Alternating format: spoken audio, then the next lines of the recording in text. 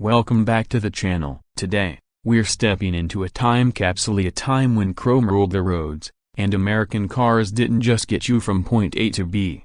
They announced your arrival. We're talking about the 1954 Buick, a true icon of post-war American luxury and power. If you're a fan of tail fins, V8s, and big-bodied brilliance, you're in for a ride. Let's get into the story behind this magnificent machine. The 1954 Buick wasn't just a car, it was a lineup. Buick offered several trims this year, each tailored for a different kind of driver. You had the Special, Century, Super, and the Roadmaster, names that sound as bold as they drove. But the crown jewel? The Skylark convertible, a limited production beauty with only 836 ever built. It represented Buick's desire to fuse performance with luxury at the highest level. Under the hood, things got exciting in A54. Buick introduced their new 322 cubic inch nailhead Fireball V8.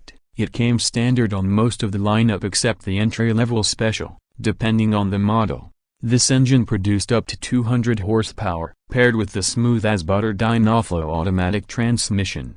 It was a dream to drive via, especially in an era when manual gearboxes still dominated. Now, let's talk about that exterior, the part that really makes this car stop traffic even 70 years later. The 1954 Buick was a masterclass in mid-century automotive styling. Just look at the flowing lines, the massive chrome grille, and those signature portholes on the fenders. Buick called them vent ports. And they weren't just for show, they symbolized power and prestige. And then there's the sweep spur, a chrome accent line that sliced along the car's flanks like a sword. It gave the car a sense of motion even when parked. And if you were lucky enough to spot a Skylark, you'd know it instantly. It had rounded rear wheel cutouts and sat lower to the ground, giving it a sleeker, sportier stance. Combine that with Kelsey Hayes chrome wire wheels and fat white wall tires, and you've got trolling artwork. Everything about this car, from the two-tone paint jobs to the finely sculpted bumpers,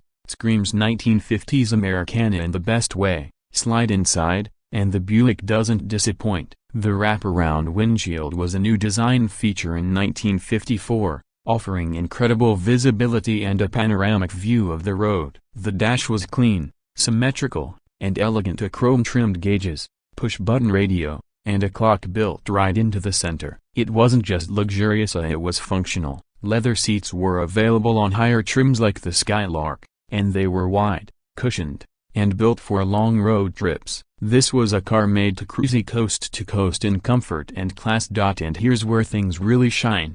Comfort. Buick wasn't just about horsepower and style, it was about making driving feel effortless. Many models came with power steering, power brakes, power windows, and even power seats. That might not sound like a big deal now, but in 1954, that was cutting edge. The ride was soft and cloud-like, thanks to coil spring suspension. Even potholes felt like polite bumps. Performance-wise, the Fireball V8 delivered a strong punch off the line. It wasn't a sports car, but for its size, it moved with confidence. The acceleration was smooth, the handling was predictable, and the brakes were reliably, especially for a car weighing over 4,000 pounds. This wasn't a car you race it was a car you cruised.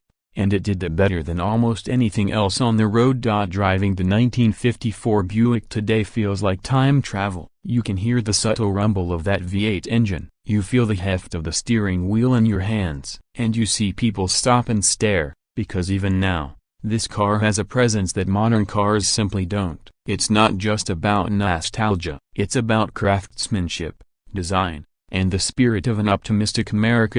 In conclusion, the 1954 Buick isn't just a vintage car, it's a rolling symbol of a golden era. Whether it's the iconic Skylark convertible or the stately Roadmaster sedan, this is a car that blends luxury, innovation, and timeless style. It may not have all the tech of modern vehicles, but it more than makes up for it with charm, character, and craftsmanship that we just don't see anymore.